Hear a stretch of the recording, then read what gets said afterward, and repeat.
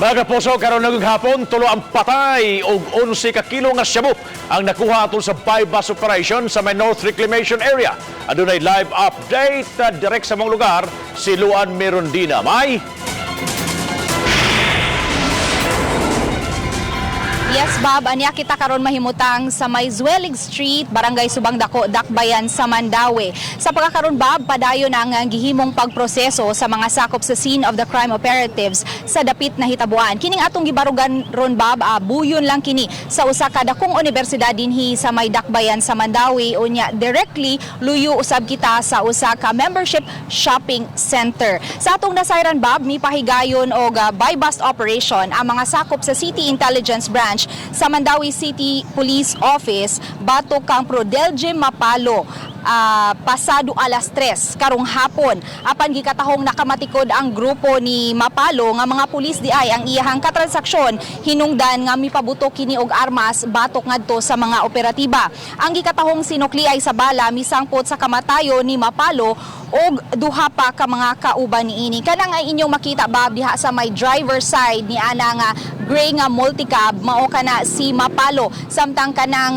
medyo kanang natagak gikan sa multicab wala pa kitay nakuha nga identity kung si kinsa kana siya, samtang ang ikatulo niyang kauban gikatahong nadana dito sa Mandawi City District Hospital, but as of now wala pa sab nato makuha ang identity niini ug ato sang nasayran gikan sa kapulisan nga nakutluan na usab kini sa kinabuhi. Nakuha gikan sa crime scene na Bob kining usa ka large pack sa gituoang shabu nga maoy object sa buy bust. Nakuha usab ang napo ka mga large Chinese tea bags nga gisudlan usab sa gituoang shabu, usa ka 357 revolver, usa ka caliber 45 pistol ug usa ka KG9 machine gun. Sa atong nasayran, Bob, initially nagtransaksyon kini siya Mapalo og ang mga operatiba somewhere dito sa Cebu City kay kini siya matod pa usa kini kadakong drug personality sa Dakbayan sa Sugbo. Matag higayon nga adunay mga dakop dinhi sa Mandawi City connect gyud dayon kini ngadto sa iyang pangan. Apan gikatahong medyo nakamatikod kini si Mapalo nga medyo uneasy siya ug di siya komportable nga adto sa Cebu City ipahigayon ang buy bust operation. Busa nagpabalhin-balhin sila hangtod nga miabot sila dinhi dapita sa may Zwelig Street. So sa pagkakaron, Bob, no, kada pa lang nga information ang atong nakuha gikan sa kapulisan ug wala pa usab kitay mga detalye sa uban pang kini mga kaubanan niya ug bakaha sa mga posibleng mga kabanay niining maong mga nakalas. Ug so far, Bob, mo kana ang latest nga atong nahipos gikan dinhi sa Barangay Subang Dako, Dakbayan sa Mandawi, Bob. so may do nag-use shoot out dili ni rub out nga kay nagdagan makaning mga sakyanan, nagdagan makaning sakyanan ining maong mga suspect, may.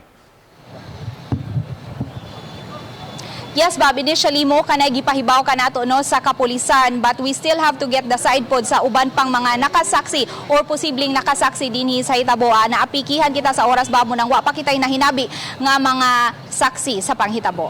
Doon na ba yung mga empty shell diha gawas sa mga armas nga nakuha nga magpamatuod nga nakapabuto sa ilang mga armas de fuego kining mao mga suspects?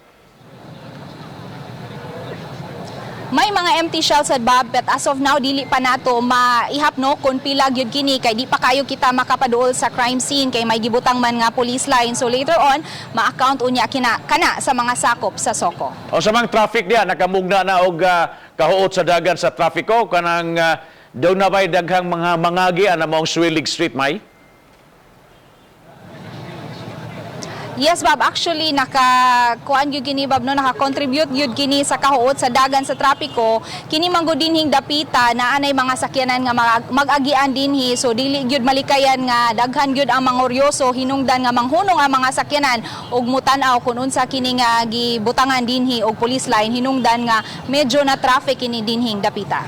Thank you so much, Luan Mirondina, sa imong live report.